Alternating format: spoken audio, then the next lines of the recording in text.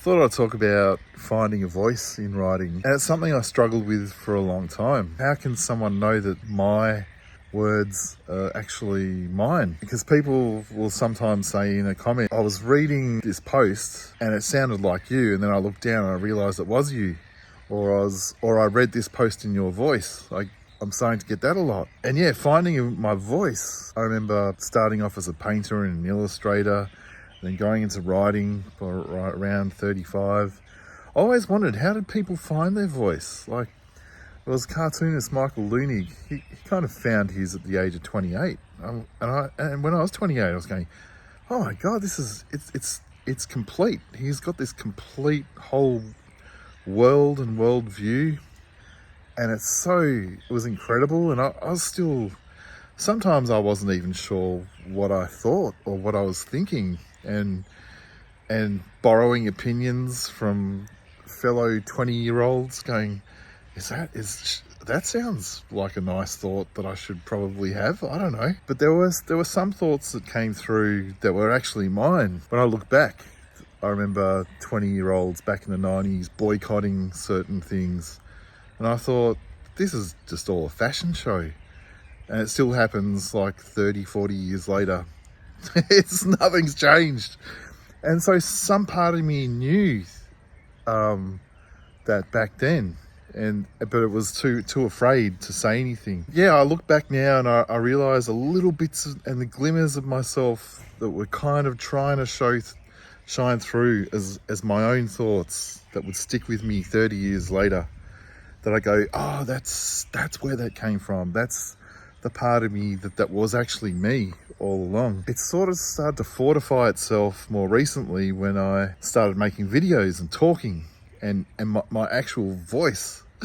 It's like, well, I never thought I'd be doing this, talking to a camera, hearing myself crap on, like making TikTok videos, and even doing this. It reminds me of how I talk, what I think. The mouth is always surprising the ears. I remember in my 30s, there was like cartoonist Michael Leunig who used the moon as an icon in his cartoons a lot. And I thought, oh my God, he kind of owns the moon. I could never use the moon in any of my pictures because he owns it. A little scribbled moon in his cartoons felt more immediately recognizable than his signature. I knew a Leunig cartoon by the moon, not his actual name in the corner. And so that sort of intrigued me. And I thought, how can you just mix all these random little ingredients together? Like, or Milan Kundera, when I was reading his stuff, he had this voice that was of conviction. And I went, how do you sound so confident in these incredible, beautiful little bits of wisdom? And I thought, maybe that's what you're supposed to do. You're supposed to write like it's a certainty. And I thought, no, I couldn't write like that in my 20s. He'd earned it. He was writing in his 50s, 60s, 70s with that kind of voice. But yeah, all these writers or artists had their different ways of being immediately recognizable to me. I've also heard the expression, you write enough and you can write your way into your own voice. But it was something that bothered me in my 20s and even in my 30s. I don't know who I am. I don't have a voice or I don't have a distinguishable voice. Like, I'm just sound like everyone else. But yeah, it really is that old cliche of kind of copying your favorite writers and artists. And you copy them enough and your work starts to become a conversation with them. Not just one person, not just one favourite artist, but 5, 6, 10. That's how I felt when I read my favourite artists. I felt like I was having a conversation with these artists. And they were already dead. While reading them by the train tracks at night over a decade or two, they entered into me, and there was another part of me that could have a conversation with them. I was really just a mega fan as a reader. They were kind of getting inside me and rewiring me, and it felt so good. And so reading them and having a conversation with them is what almost, being a reader first and an artist second is kind of almost how I found my voice in some way, and just living. and getting your heart shat on endlessly, and life rolling you around and pushing you down and pulling you up, and until you kind of, stuff comes out of you that you never expected. Like when my mum died, I remember crying, and I'd never heard this voice come out of me. This guttural cry. It's like there's something else inside us that it's just waiting. It's part of us, and it's just waiting to be let out. Yeah, more recently, making videos and hearing my actual voice. That kind of helped find my voice in a way. And then using all caps. I was doing it because I wanted to use my typewriter, but everyone used the typewriter. It's like, oh no, I'm not going to be another hipster typewriter meme poet. I can't do that crap. But then I started just going, maybe I'll just type it all in caps. Looks nice in caps.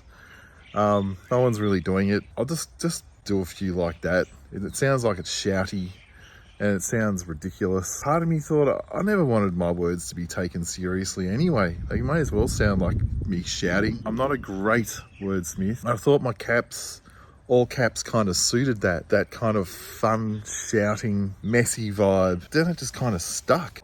But I wonder if I'd found my voice earlier, if that may have stunted some part of me that was still needed to grow. Andrews McNeil on their website, I've heard them talk about how they take on voices that are very clearly recognisable. My publisher, and I remember reading that even before I was published by them. And I've bought a lot of their most popular poets, and each one has a very particular way of saying things. I can feel a person behind them. There's a person behind this writing. I feel like sometimes I can get caught up in trying to be too clever, and that almost irons out the voice. I feel like there's cleverness and there's voice, and sometimes the cleverness can get in the way of the voice, and the voice, which might not be the one that be most immediately engaging thing, the cleverness is the sparkly crap, but the voice is the stuff that hums beneath it all, and that's what the heart picks up. And sometimes I let cleverness get in the way of what's real.